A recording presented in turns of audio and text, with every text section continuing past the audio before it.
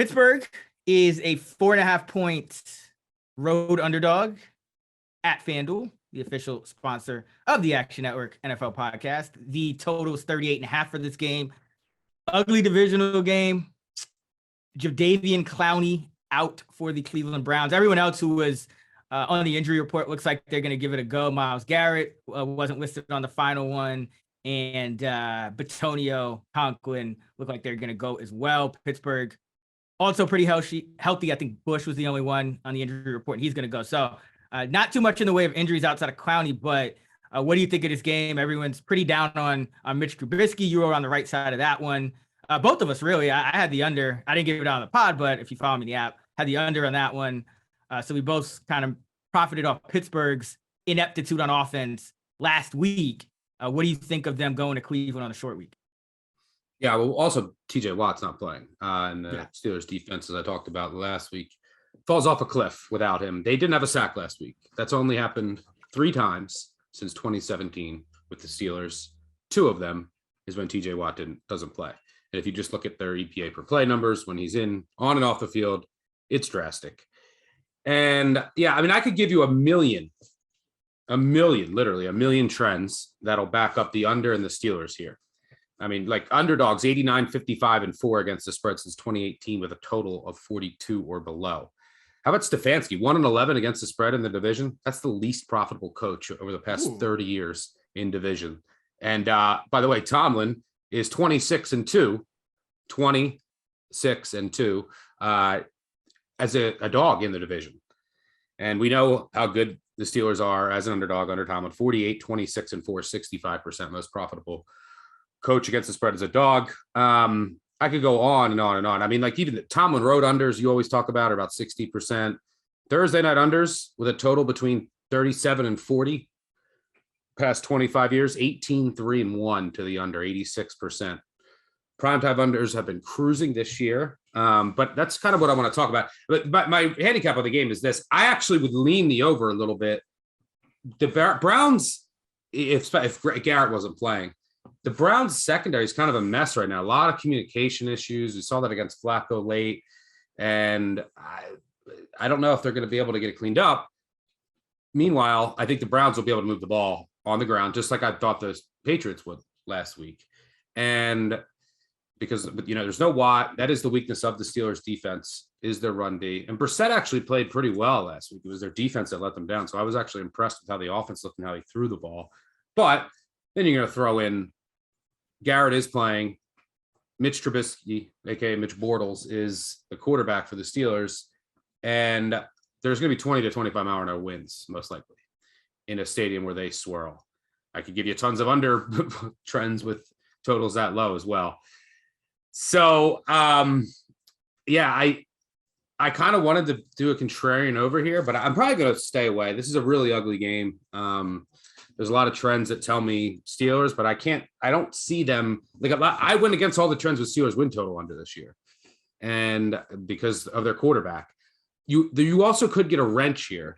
You could get a wrench thrown in from Tomlin that if Trubisky is struggling, you get Pickett coming in. I could see that happening. And then you don't have a game plan for him that you haven't seen him.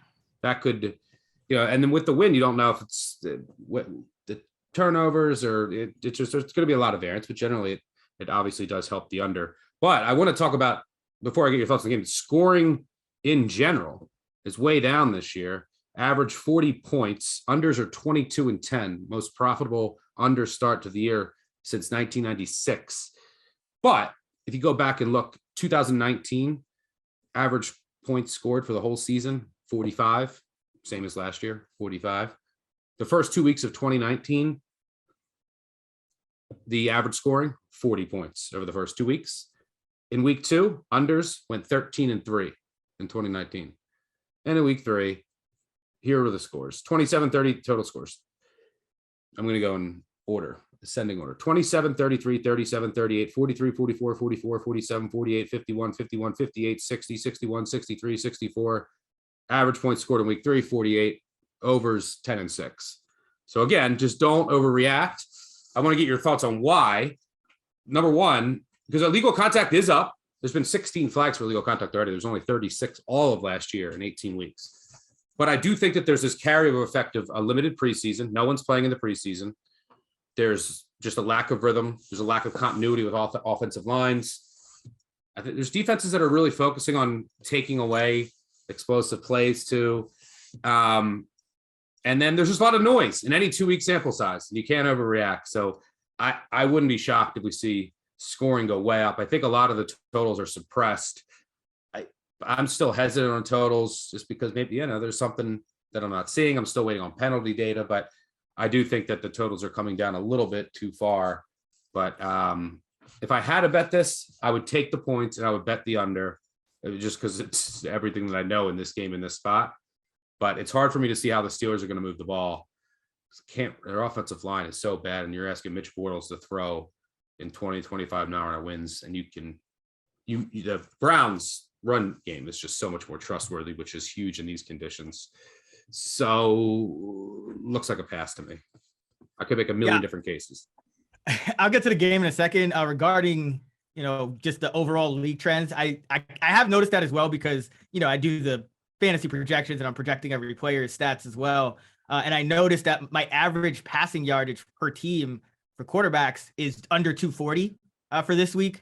And I think it's kind of, like you said, a combination of a few things. I think one of the things it is just you have these situations with normally reliable quarterbacks who just aren't for a variety of reasons. Dak Prescott hurt.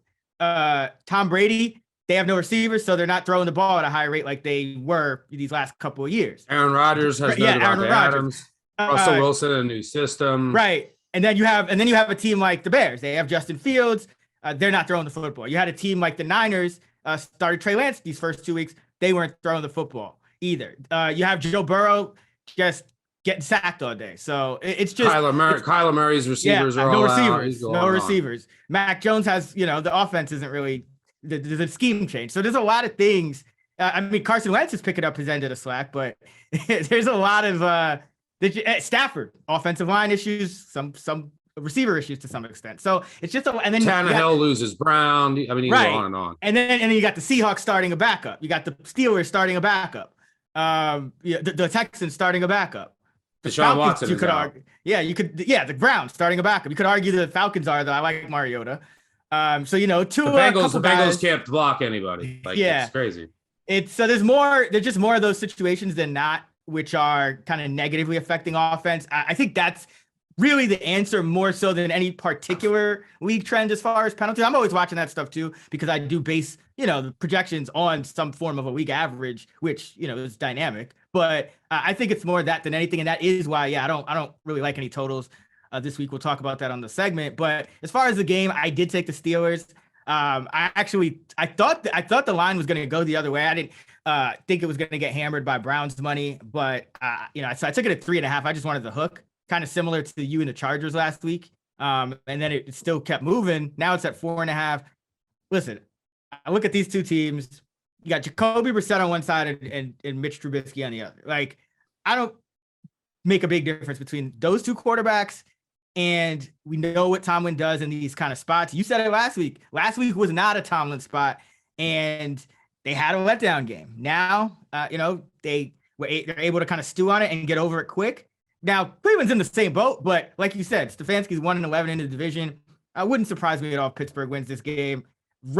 Having an edge in rush offense is great, but it's still, statistically speaking, not one of those things that is going to move the needle in terms of the final outcome to a massive extent. We know that, it's just what the numbers are. So, Cleveland, their run offense is the best unit in this game, but I think if you're playing, if you say, I don't mind you taking the points, but, and also I do think maybe you would know this with preseason, we reduce games. It does feel like starters and quarterbacks and offensive line are playing fewer snaps than they ever have before. That is true. Is what it seems like, which I do think that initially affects some continuity, especially with new offensive lines, new systems like Denver, Cincinnati. I think that you're seeing an impact there with those things. But, in 20-mile-an-hour wins, it's Brissett and Trubisky.